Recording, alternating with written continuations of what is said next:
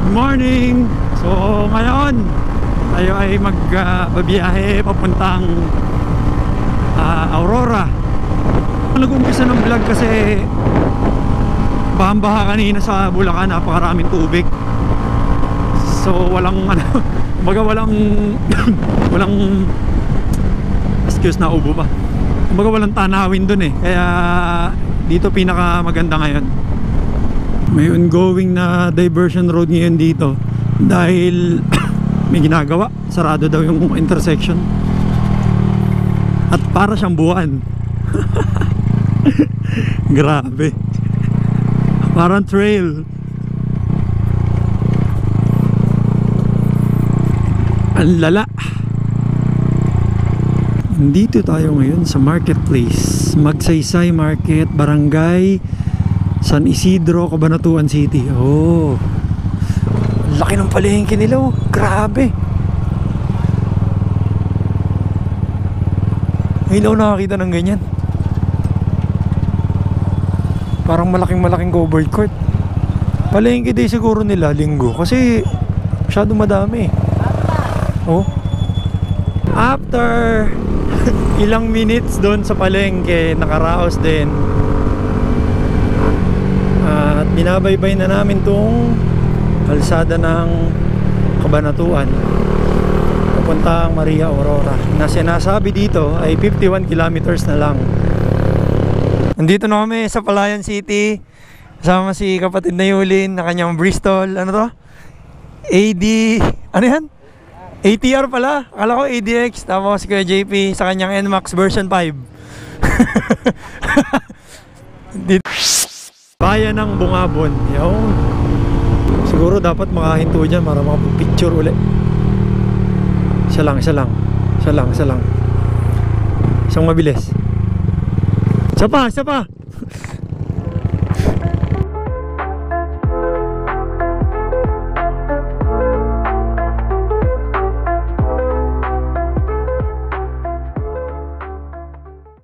Ganda ng panahon, napagbigyan kami. Simula na.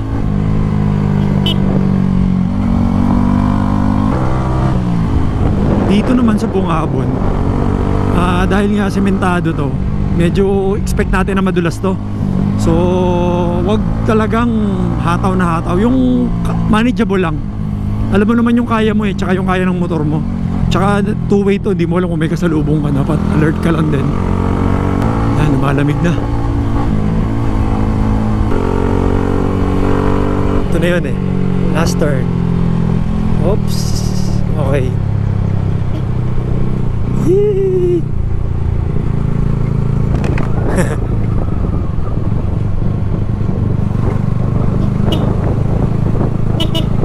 Diyan o.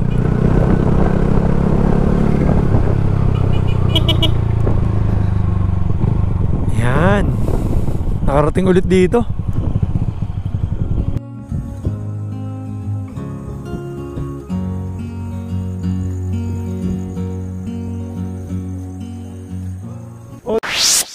Ito na yung pinakamalaking landslide na nakita ko. Grabe oh.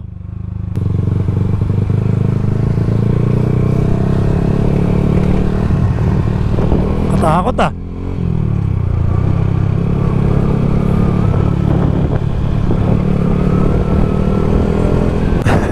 Buti may gasolina dito sa malapit sa bridge sa villa. Tapos andun yung kainan. Ayun yung kainan ah. Tingnan mo. May mga ulap sa bundok. Mamaya, picture tayo dyan. Silipin ko lang yung kainan. Ayun, may ulam oh. Sige. Anong luto ng hipon, kuya? Tanongin ko lang. Kala mo may video? Wala yan. Ito yung meron oh. Oo, nakatayo ka pa dyan, kitang-kita ka.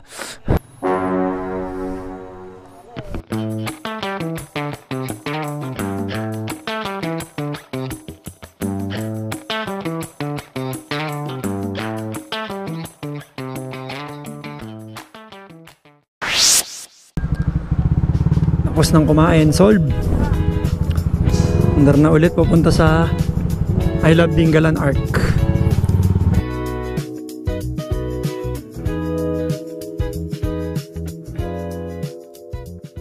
Nakababa na kami sa mountain doon, no. Umiinit na nga lang ngayon, ano. Sana magtuloy-tuloy na yan kasi marami na nagbibilad ng palay kanina dun sa banda dun. Kahit sa mga ibang nadaan na namin sa Palayan, Banatuan, marami na nagbibilad. Laking bagay sa kanila yan. Kaya sana mag tuloy-tuloy ang araw. Bilad, oh. Init. Yan, uminit na. Sinabi ko kanina sana uminit. Uminit nga talaga. Sobrahan naman. Thank you, kuya. Kahiyaan pa kami. May dinaanan kami ngayon na shortcut. Galing doon sa ano, sa sentro ng Bungabon, yung intersection nila. After naming magpagas, after magpagas ng mga kasama ko, nag-google map ako, nirekta ko to. May daan sana yung pabalik. Kaso ito nga tinesting namin para ma-discover. Kaso maiksi siya eh. Kung titingnan kumpara dun sa ibang daan, sa original. Pero ang problema, maraming ginagawang daan. Ang dami namin nadaan ng rough road eh. Hindi ko lang nakuhanan kasi sobrang kalug talaga. Nakakahilong pa ng orin yun. So hindi ko na binidyo. So kung ituturo sa inyo to, pwede nyong, kung gusto nyong daanan nyo. Pero kung hindi naman, pwede namang hindi. Pero mas maiksi siya. Oo. Kaya lang, yun nga, masyado makalog. Ah, ito pala yun. Ito yung tulay na yun, oh. So pag diniretso mo to,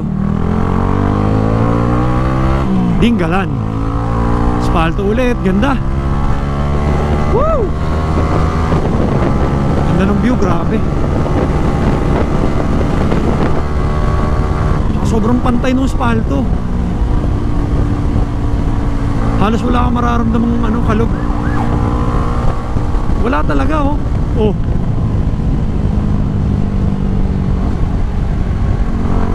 Ganda ng pagkaka-aspalto dito. Grabe, sobrang ganda ng view. Ito may arko. Ano kayang arko to? Ano ba to? Dalawian. Ayan, Gabaldon. Hinto kami dito. Pwede dito magpicture. Ganda eh.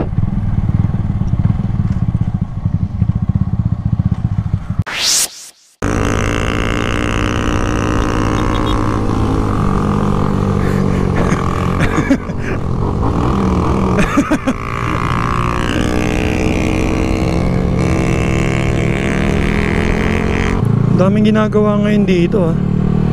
Dami rin siguro ng truck na dumadaan dito, kaya nasisira. O kaya baka talagang for repair na. Pero grabe sila mag-repair. Talagang baklas kung baklas eh. Mas maganda naman na yan pagkatapos. Ganda, oh. Hindi ko siya na-appreciate ng ano eh, yung mga ibang ride namin. Kasi syempre busy kami, nagkukwentuhan. Pero ngayon ako nasa harap, ito, grabe. Sobrang ganda. Lapit na tayo sa Arco. 2 kilometers. Arco, approaching. May kainan pa nga dito eh. Yan o. Ano nga ba yun? May kinainan yun. Sarado. Kinainan namin dati. 3 kami nun eh. 3 rin kami. Gusto kami kumain. Kasi nga walang makainan dito. Pero ngayon, eto, daming rider. Tingnan natin kung magpa-picture. Picture muna kami. Tsaka mag-iisip. After naming I Love Dingalan, napagdesisyonan na dumiretso na kami dito sa view deck, Pacific View Deck. Tapos kain, tapos pahinga. Yun. Para mga 3 PM or 4 PM mga biyahe na pa uwi.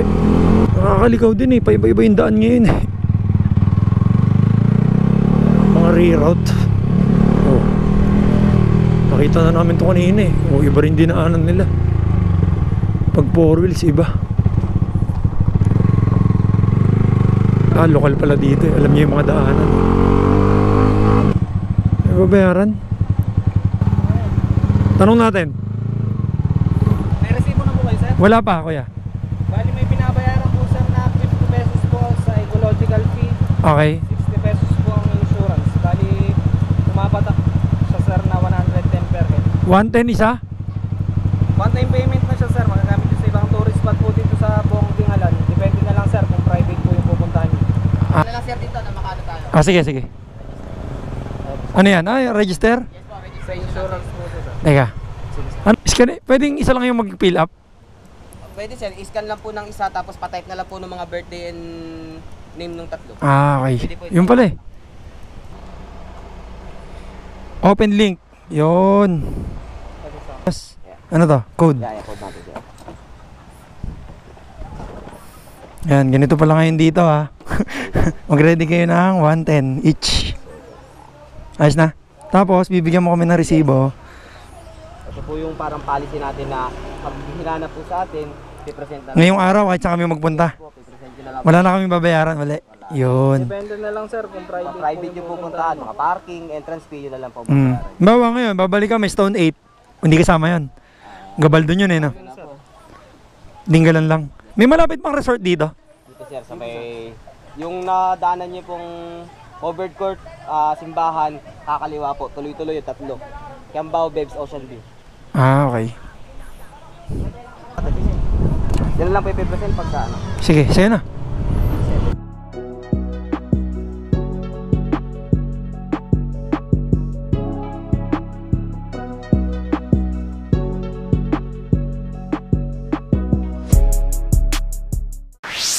Salamat. Okay.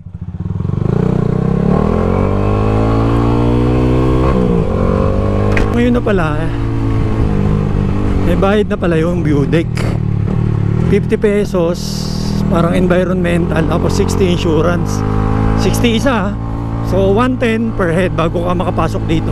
Pwede na rin, kasi ano mo na rin yun eh, tulong mo na rin yun eh. Diba? Tsak naman yun, pinapaikot lang nila yung pondo na yun eh. Siguro pang maintenance ng kung ano-ano, pandagdag sa mga budget. Okay na rin, hindi naman kalabisan yun. Tsaka worth it naman, oh. Naman yung makikita mo, diba? May nangyari. Naiwan ko yung cellphone ko dun sa ano kanina, sa booth, sa registration. Nagmamadali akong umalis, masyado ako nasabik. Buti na lang sinuli nila kuya. Bait. Solid. Buti na lang. Salamat kila kuya. Hintayin ko lang si kapatid kasi binalikan niya yung cellphone ko. Nakasalubong niya eh. Kaso hindi daw huminto. Hintayin na lang natin. Pabalik na siguro yun. Nahanap namin niya si Kuya JP. Kasi nung tumigil ako para hintayin yung isasauli ng cellphone, pinadiretso ko siya. Pero kung ine-expect ko, hihinto siya dun sa view deck kung saan maraming nakapark. Eh ngayon pinag-iisipan namin kung dumiretso. Kung dumiretso siya hanggang sa makakarating, eh ang layo pa nito. Dire-diretso to eh. Kanina pa kami tumatakbo eh, wala pa rin siya eh. Ay! Gravity! Saan ka napunta kuya? Wala pa naman signal, hindi namin siya matawagan. Grabe, halos 30 minutes mahigit na kami hindi nakikita. Ang kasama ko lang si Yulin. Hindi siya nagdire-diretso talaga kasi ano to eh, hindi ko alam kung saan dulo na ito eh. Wala naman ang pupunta rito eh. Wala rin kami nakakasalubong na paalis. Signal na lang ang pag-asa. Balikan ko kayo. Nakita na namin si Kuya JP. Ito na si Kuya. Teka lang. Tanungin natin sa siya. Saan punta? Dito ko napunta sa dulo. Nakita mo yung may mga nakatambay na motor? Doon tayo. Alam mo ba, may ano dyan? May liguan dyan? Hindi mo nakita? Buti may kasabay ka. Okay lang yun, pag muni-muni ka. Walang signal, hindi ka na yung matawagan eh. Grabe, inabahan ako. Mahirap mawala ng ano dito, mahirap magkahiwa-hiwalay dito. So tips ko lang guys, tip lang, huwag kayo maghiwa-hiwalay sa group ride. Huwag kayong iiwanan, huwag kayong mangiiwan sa lahat, huwag. Kailangan sama-sama kayo palagi, kailangan nakikita nyo yung isa't isa. Mali ko rin yun eh, kasi sinenyasan ko siya ng una, eh syempre first time niya rin dito, so hindi niya naman alam na doon hihinto sa may maraming mga nakapark. So yun, lesson learned para sa atin.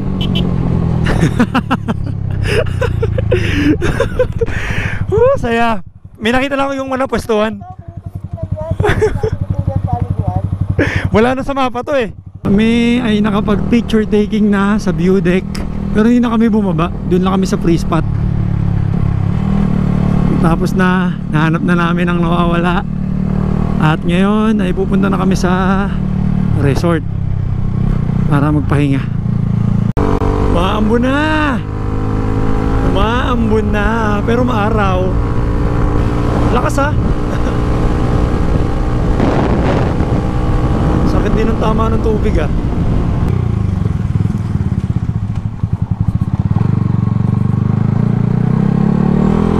Ang habol lang namin makapahinga, makaidlip kahit na isa 2 oras.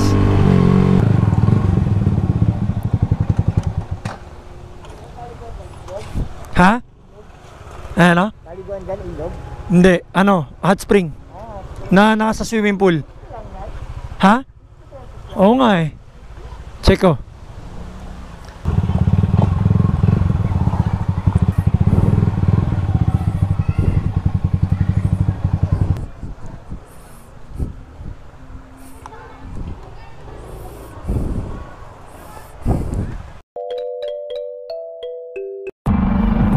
At yun, dito magtatapos yung biyahe natin ngayon sa Dingalan, Maria Aurora.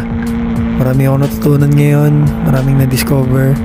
At update ko rin kayo kung kamusta yung lagay dito sa mga dadaanan nyo tsaka sa mga attractions. Yun lang, thank you sa pagsama sa akin. Hanggang sa susunod na vlog. Bye bye!